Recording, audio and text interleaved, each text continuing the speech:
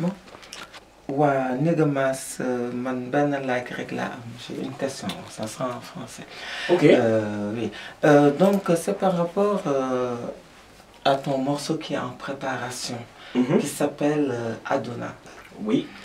Bon, alors, juste une question. Dans quelle catégorie est-ce qu'on peut ranger cette œuvre musicale? C'est du rap mbalakh ou du mbalakh rap? Aucun des deux. C'est une catégorie que je dirais, que moi je qualifierais de variété africaine. Oui, mais variété africaine, on a plein de trucs dans variété africaine. C'est pour ça qu'il y a plein de trucs dans le morceau Aduna. Non, dans le morceau Aduna, on a du rap et on a du mbalakh. Mais alors moi, c'est-à-dire que j'ai été un peu perturbé parce que j'ai l'impression, parce que bon, j'ai entendu parler du rap mbalakh, on avait une forte identité rap avec quelques sonorités mbalakh pour enrichir. D'accord. Mais là, c'est comme si tu as innové, voilà, il y a le rap mbalakh, je vais faire autre chose, moi je vais faire du mbalakh rap. Je fais plus de rap et j'ajoute un peu de mbalakh dedans. Oui, je comprends un peu. C'est ce qu'on entend. Je comprends un peu. Aduna, quoi. Oui, je comprends un peu ton inquiétude. Non, c'est pas une inquiétude. Oui, c'est peut-être qualifié d'inquiétude. Tu peux être inquiet dans la manière dont les choses se sont déroulées. Mais en fait, tu disais tout à l'heure tantôt que j'ai fait. En réalité, c'est pas moi qui ai fait. C'est-à-dire que la musique en elle-même, toute seule, en toute liberté, elle s'est exprimée sous cette forme-là. C'est la musique qui s'est exprimée sous la forme d'une musique qu'on peut qualifier de mbalakh, qui est une musique populaire urbaine du Sénégal. Alors que moi, ce que j'avais fait à la base, le morceau Aduna qui fait partie, à le rappeler, dans l'album Révélation, sorti en 2011, sous une forme folk, reggae, slam. Alors, ce morceau-là, la preuve aujourd'hui, il a été transformé en une sonorité comme mbalakh, comme tu dis toi mbalakh. Moi je dirais pas mbalakh parce que ça connote d'autres choses. Et cette sonorité a été composée par Paul qui a senti que cette musique-là traversait en fait, allait au-delà. Qui est issue de l'univers du mbalakh. C'est ton interprétation. Non mais Paul est une référence. De la musique sénégalaise. Oui, mais du mbalakh aussi, de la musique de façon générale, mais aussi du mbalakh. Bon, parce que c'est quelqu'un quand même qui a travaillé avec Viviane. Oui, bien sûr. Donc voilà, quand même, c'est une référence du mbalakh. Ah oui, c'est un très grand musicien. Donc tu lui fais porter la responsabilité du fait que ce soit du mbalakh. Je lui fais porter la responsabilité en fait d'avoir fait un tube et de m'avoir ouvert les yeux sur le fait que ce morceau-là pouvait aller au-delà du hip-hop, au-delà du reggae et au-delà du Sénégal. La preuve, elle est là. Non, je ne parle pas de l'impact de la philosophie qui sous-tend cette œuvre. Parce que là, en fait, on a une démarche qui s'apparente à ce qu'on avait avec, comment il s'appelle, le rappeur sénégalais, le président, Fata. Oui, Fata, il a fait. Donc tu intègres l'école de Fata, c'est ça? Moi, je ne sais pas s'il a ouvert une école Fata, je ne sais pas quel cours il donne. Lui, il était dans le rap mbalakh. Rap mbalakh? Mais ça, c'est du mbalakh rap.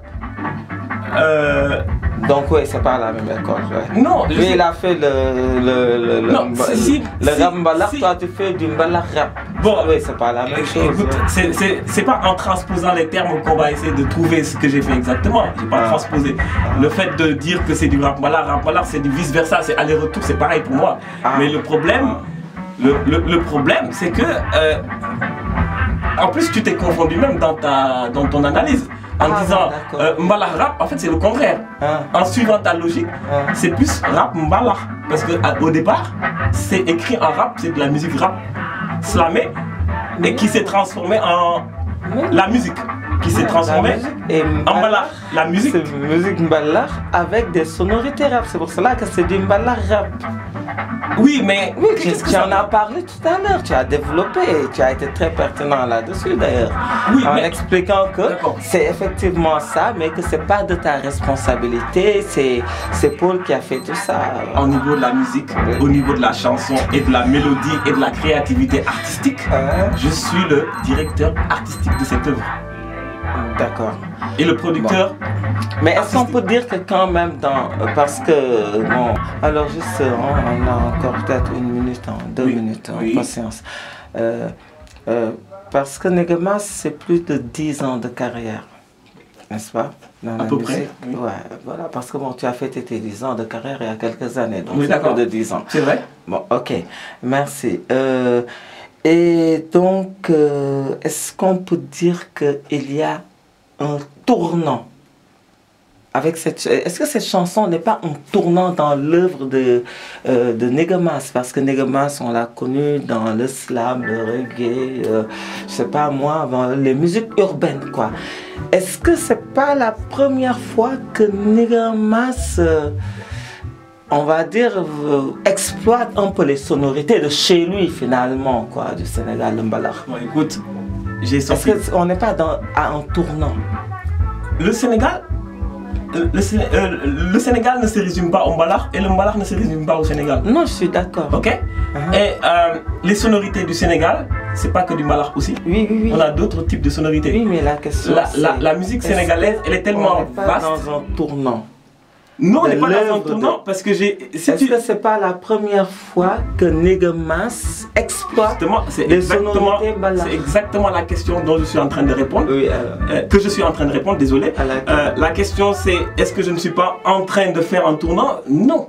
Parce que tout simplement, si tu as écouté mes deux albums précédents, tu auras toujours de la sonorité sénégalaise. Non, je parle de mbalax. J'ai pas fait de mbalax. J'ai jamais fait de mbalax.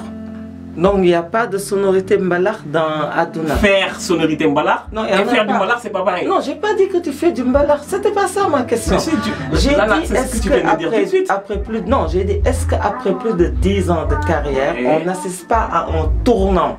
Au niveau. C'est-à-dire, est-ce que c'est pas la première fois que dans ta carrière, tu exploites des sonorités mbalax? C'est ça ma question. Non, tout à l'heure, tu avais dit des sonorités de chez toi. La vidéo, elle est là, les internautes qui vont. Et en particulier le mbalax.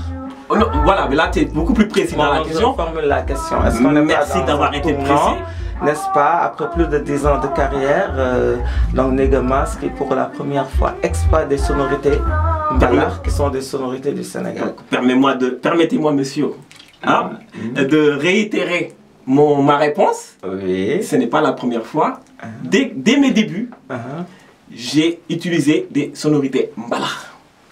Dès mes débuts. Mon premier morceau que j'ai sorti en 2007, qui s'appelait À qui la faute, si tu entends le morceau, tu vas voir 2007-2015, ça fait 8 ans. Tu as fait plus de 10 ans de carrière. Tu as fait 10 ans de carrière il y a quelques années. Tu as dit, est-ce que c'est pas la première fois que j'utilise les sonorités mbalax? J'ai dit non. En 2007, j'ai utilisé une sonorité mbalax, qui était le khalam. Et le khalam en lui-même, c'est un instrument à la base qui jouait le mbalax au départ de la musique sénégalaise. Après, la musique sénégalaise a pris une autre dimension qui ont été rajoutées par d'autres personnes qui ont voulu faire de cette musique ça ce qu'il est devenu aujourd'hui. Ouais, d'accord. Bon, bon, on notera quand même que les références mbalax au Sénégal, Youssou Ndour, Omar Pène et tous les grands artistes mbalax n'ont jamais utilisé quand même du khalam. Ah bon? Dans leur mbalax. Je suis désolé de vous interrompre parce que ce que vous dites, ce sont des contre-vérités, on le dit avec toute donc largesse. maintenant le khalam, Jimmy Mbaye qui est